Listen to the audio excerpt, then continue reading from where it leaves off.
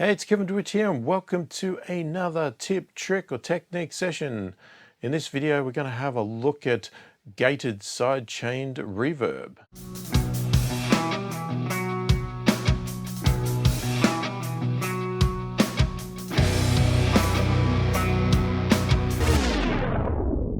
So firstly, if you are new to my channel, new to my videos, and you like what you see, please click the thumbs up, subscribe to the channel, click the notification bell to be notified of all my future videos. So gated sidechain reverb. Imagine 80s, 90s, massive drum hits, massive sounds that just have big impact, okay? It's a technique that is used back then. It's come back, and it's very handy to know how to do it, where you can apply a massive amount of reverb to get these huge sounds, but then quickly chop that reverb off so that it doesn't wash over the rest of your instruments, over the rest of your mix, and just really impacts that one, whatever it is that you're trying to get to sound huge. So let's just get into it. I'll show you how I do it. So what we're looking for here is to have a huge reverb placed onto, say, a snare drum, but we want it to be gated before the next hit comes in. So it chops it off, which is just this massive reverb that just gets chopped straight off, or at a certain point in time that we like. So to do that, there's a few steps. First, we have a drum track here, and we basically just have this.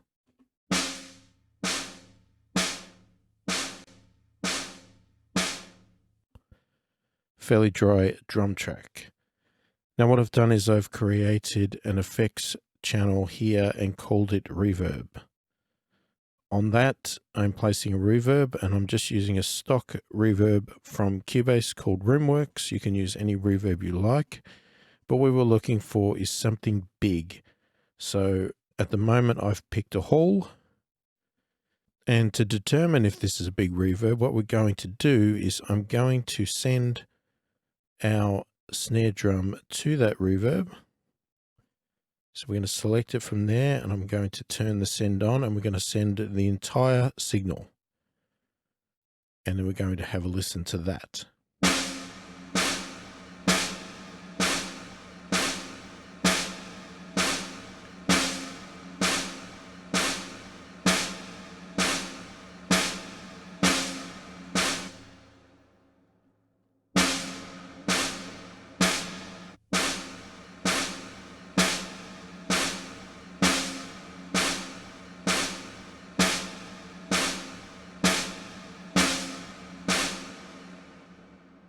Now we could adjust some settings here. First off, we need to make this fully wet so I've just pulled up a preset to get us started, a Hall Cathedral 1, and I'm just going to make it fully wet because this reverb is placed on an effects channel. It needs to be totally wet.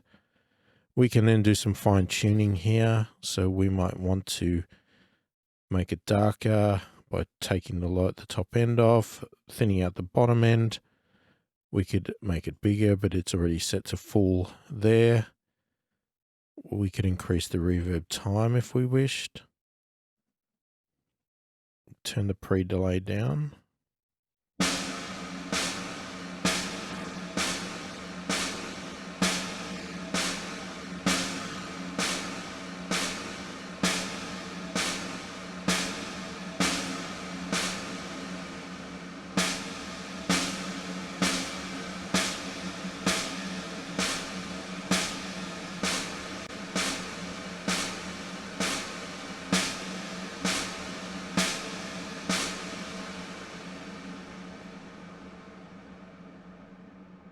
So you can hear that's absolutely massive, and it's still going. That's because I set the reverb time quite big, but I'm doing that to highlight the point here. Now, obviously, that's not a great sound in itself because the reverb is just constantly going through the entire song. So what we need to do now is we're going to put a gate after our reverb. Okay, so on the reverb now, I'm placing a gate. In my instance here, I'm using Neutron 2 gate. You can use any gate you want, just as long as you can control it. The reason I'm picking this one is just because we get a very nice visual waveform here. Technically, this is a multi-band gate, but as you will see here, these two bands are not enabled. We're only using a single band, so we're only looking at this section here. If we just run this properly straight away and put this gate on, what happens is we get this.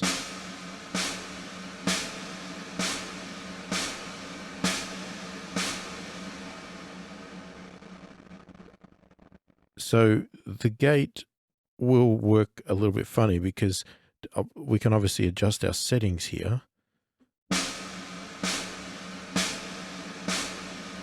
But because our reverb is so huge and going for so long, it doesn't really do much until it fades away here at the end, and then it starts to chatter and do some weird things. So what we need to do is set up a sidechain. Now in Cubase, we have the ability to just click on this button here to activate sidechain. And as soon as I do that, we can then go into our drums here, into our snare, and we can actually send to that sidechain. So depending on your DAW, you'll need to look at how to actually enable a sidechain and to send your snare to that plugin. Okay, but so we're going to turn it on. We're going to send the full amount. But not only that, I've actually clicked it. So normally it comes up by default as post fader.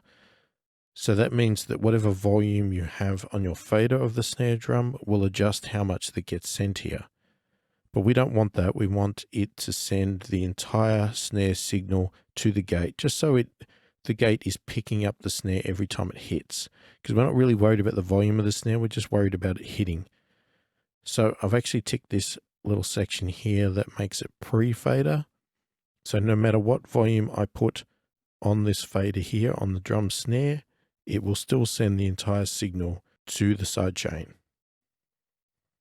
So once we're sending that, then when we look at our gate, we then have to enable it within the plugin itself as well. So in this case here, we just turn it on and we set it to external full. Now we could extend it to external band, but that's only if we're running this in multi-band mode, which we're not. So either one of these will do the same thing in this case. So we'll send it to external full anyway. So now what happens is you will see, even if I turn this snare down, you will see the signal coming in onto this gate. So that proves to me that the gate is now listening to the snare drum as its source of what to respond to. It's not listening to the reverb itself, it's listening to the snare. And because I've put it pre-fader, even though I've got the volume down here, it's still hearing it fully. So we want to adjust our threshold so that it is being opened every time that that snare hits there, which it is doing. So we've got the threshold right, because if we had it up higher, you would see that the gate would stop opening. And you can tell that by the waveform here as well. So we want to bring that down so that it's getting triggered by the snare hit. Now, if we go too low, it'll never go away. So we want to find the nice sweet spot here of getting it to react to the snare, but also being able to release in between the hits. So we need to see it going above and below this line. And you can see here, this is where it's closing and opening. Now, what we can also do is adjust the attack and the release. Now, the attack is pretty good, but again, this is a really good plugin to see how it responds. Now, if I adjust the attack, if we go slower, you'll start to see that it's rounding off the front part of the opening of the gate. So that's probably not what we want, because we don't really want it rounded off. That's going to sound a little bit too weird here. So we want to bring this down fairly quick so that it opens pretty much as straight line as we got here. Now with the release, we've got the other option here. Now you can see if I bring that down low, you can start to see these little lines here. Now what you'll probably find if we listen to that, you're going to get some sort of chatter. And I'll give you an example with it in a minute, but it's sort of an unnatural sound that you're not going to want to hear. So you want to slow this down so that you don't get that chatter.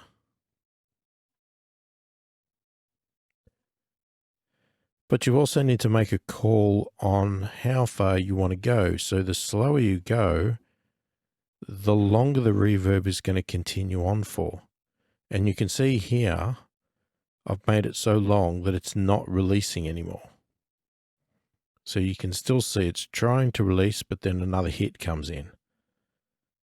So you're going to want to find that nice balance of getting the right amount of reverb that you want on the tail, but still releasing enough that it clears way for the next hit. So let's bring in the drum now and actually listen to it, and we'll play with these settings so you can get an idea of what it's doing. So if I unsolo this reverb, we will be straight to our dry drums again. And now if I bring it in,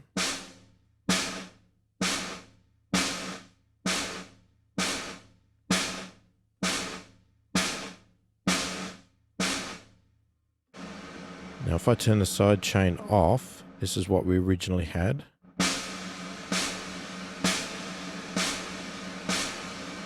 Bring the sidechain in.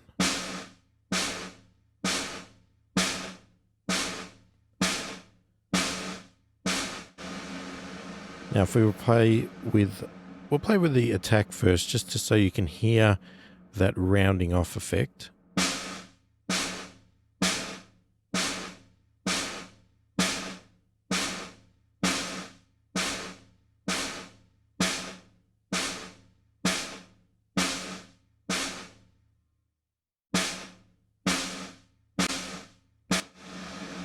So you can sort of hear the snare hit, you can hear the ch, and then you hear the reverb sort of just come in, just a little bit slower than the end of the snare hit there. So I'll just play that again.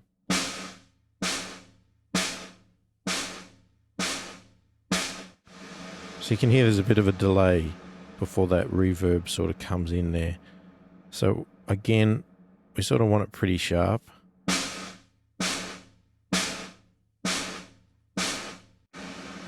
Now let's have a play with the release and see where we get that setting.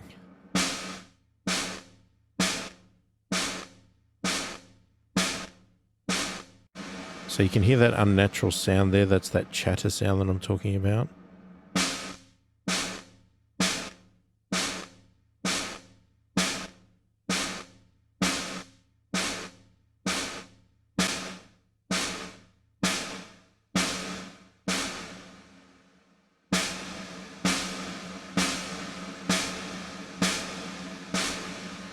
And now it's not releasing at all.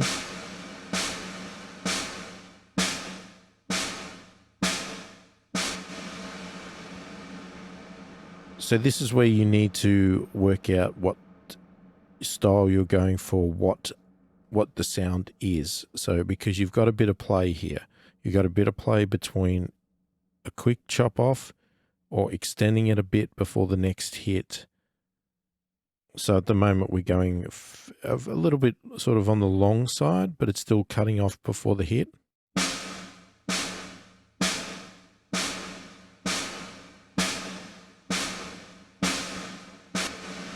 So if I go that far, we're not quite chopping off altogether, but it's still sounding like it's going away. So it's not too bad if you want that bigger, longer reverb.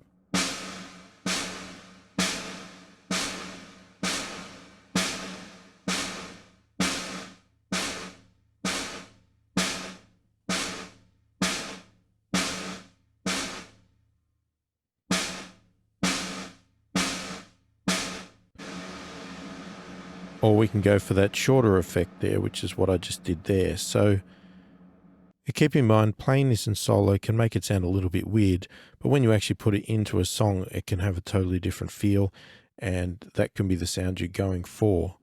Now, I don't have the song to put it in here at the moment, but you'll just have to imagine it and try it for yourself in your song. But you can get the idea here of what I'm doing. So just to refresh you again, let's go back to dry. So I'm mute the reverb.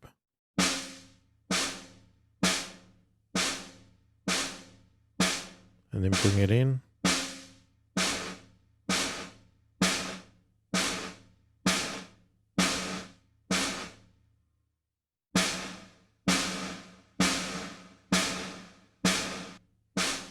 Now dry again, and then I'll bring it in with a bigger, longer reverb.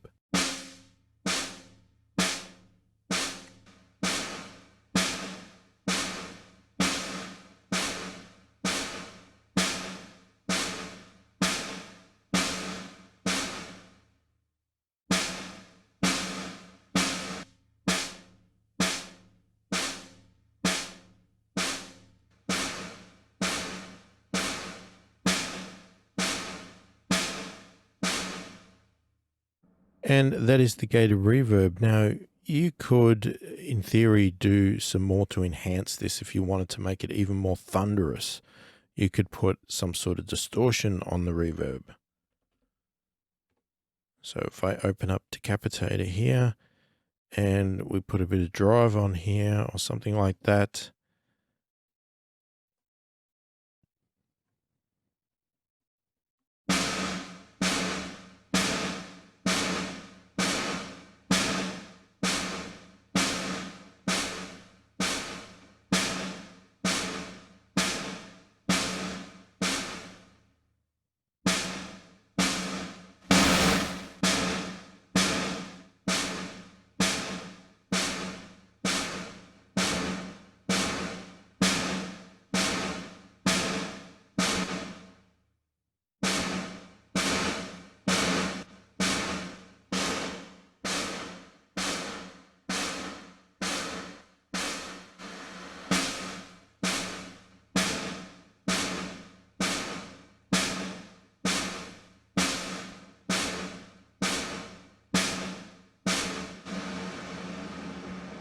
So now we've made our reverb a little bit more distorted, a little bit more sort of dark and evil sounding here.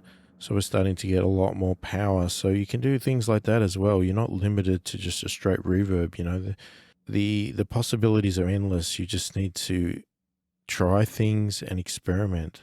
So with the settings we have now, we'll go for dry.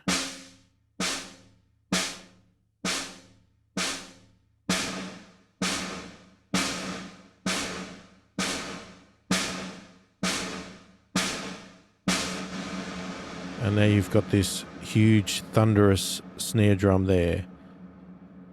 So that's the gated reverb with a little touch of distortion added there in the end. Try it out on your snare drum next. You can be as wild or as subtle as you want to be. You can also automate this trick to only happen in certain parts of a song.